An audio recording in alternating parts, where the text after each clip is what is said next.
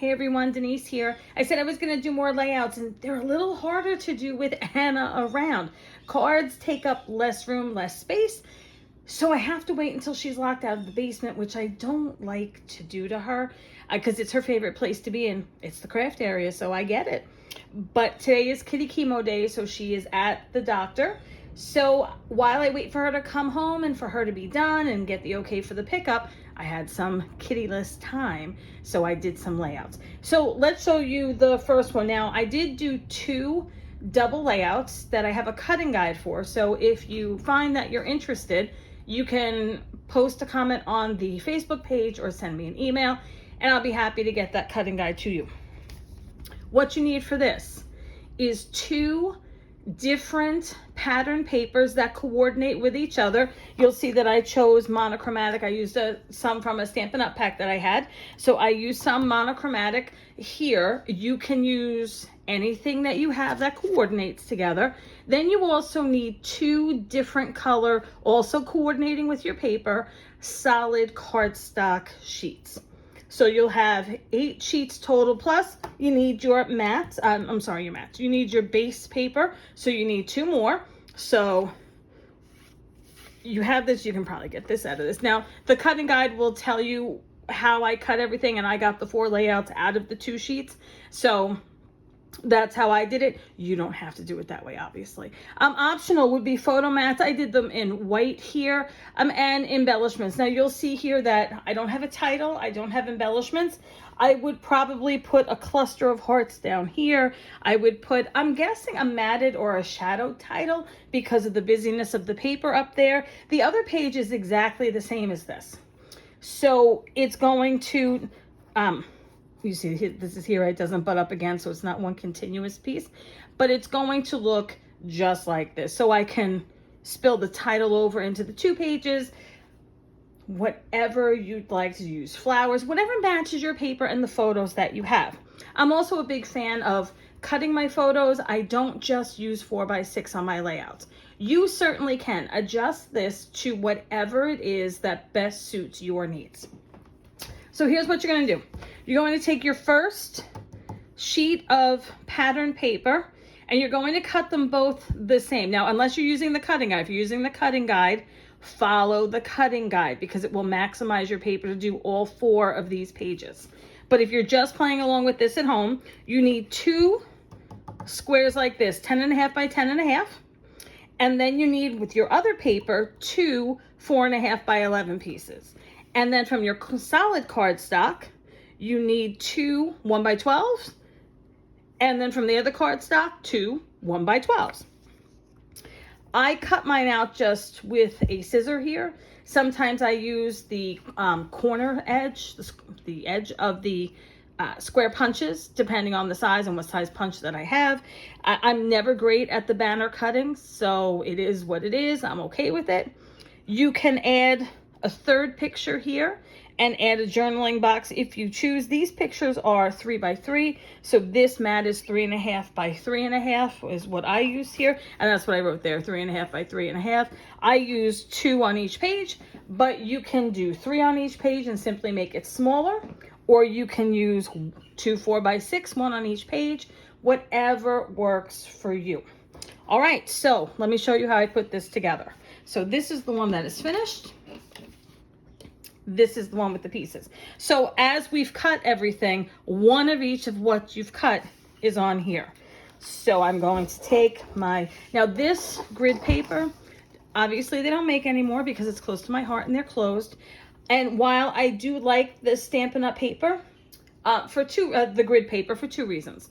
First, it's good for cards, right? It's a good size for card making. But also on the back, it has that metric, which it doesn't here. And a lot of the cards that I find are from European designers who are using metric and the dies. And now I'm on my phone trying to make a conversion. It's very easy that way. So those are the good things. But the bad thing is that it's just not the right size for 12x12, whereas this is. I mean, we've got 12 vertically, we've got 13 horizontally, which works for us. All right, so I'm going to take my 10 by 10. I'm just using dry as clear glue because these are samples for me, so I'm not really that worried about it. Plus that tape, I used to be a huge fan of I never liked tape runners, but I had that, what was it, Glue Glider Plus, and I loved it, but the refills before anything happened were about $72 plus shipping for 12 of them. And you go through a lot of those, and then I couldn't readjust, and I always need to readjust because I never do anything straight. So I went to glue. It's fine. It works. All right, so I'm going to line this up next to it, as you see on the side, just so that I can kind of get an idea where it is, so it's not like too far off. So I'm just kind of looking at how large of a margin I had and trying to center it, and where I put it on the actual paper, because I use the D-ring albums. So as I use the D-ring albums, they're going to be a little separated anyway. They're not going to be right next to each other, so I find that it's okay. All right, so I have marked on my paper here where the other ones go, or where I had them on the other page. So I don't need to have it next to me to measure, although I'm sure that I will regret this, but that's okay. So these are not, because they're by 11, they're not going to go edge to edge, and that's okay. You can, adjust this any way you want. If you want these two pieces touching, then go ahead and move them. Just scoot them over. Not a big deal. All right, and then I had my banner. All right, so I had this. Oh, I'm going to do this one first because that one was on top. So these are my remaining 1x12s. I'm just going to pop some glue. And yeah, this glue is fine for scrapbooking.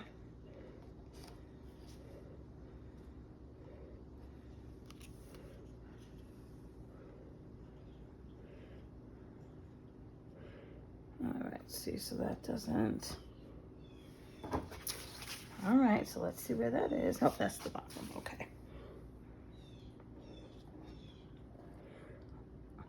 Oh, you know what? See, I do this all the time, right? That would have been the wrong way. So learn from me.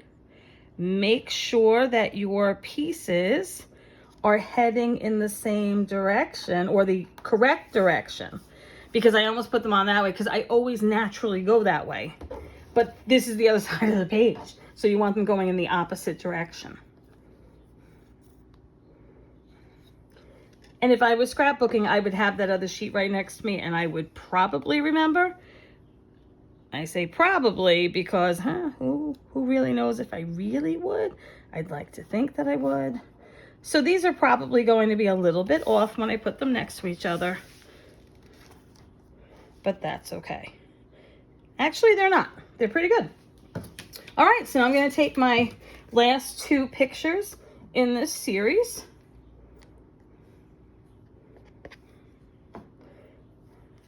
I'm going to line them up with the edge here and put them about where the other ones are. And then same thing in the extra spot here. Whatever embellishment I put on the one side, and I'll move it in a second, I'm going to put it about the same. There we go. So whatever embellishment I put cluster on this side, I will probably repeat it over here. And I have to be honest with you, I am leaning towards plain cardstock on this one. I'm leaning towards the white, towards the dark, towards that, maybe an opposite color that will make it pop. But because it's monochromatic, I'm not going to go too crazy with it. And the same with the title. I may span the title across. I may just put it on one and put a box here for journaling. That is completely up to you. But that, my friends, is a very simple layout that anybody can do. All you need is a trimmer. Oops, this moved. All you need is a trimmer,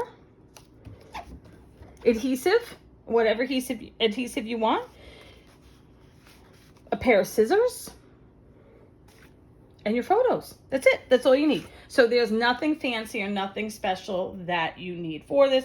Your embellishments may be something else, but you probably have a die or something in your stash that you can use, or if you have a Cricut, something that you can make in Design Space that will help you with it. So with the exception of titles, embellishment, and journaling, there you go. And again, this is part of a cutting guide that I created to make one more double layout, which I'll make in another video. Just message me if you'd like a copy of it. Thanks for joining me. See you soon.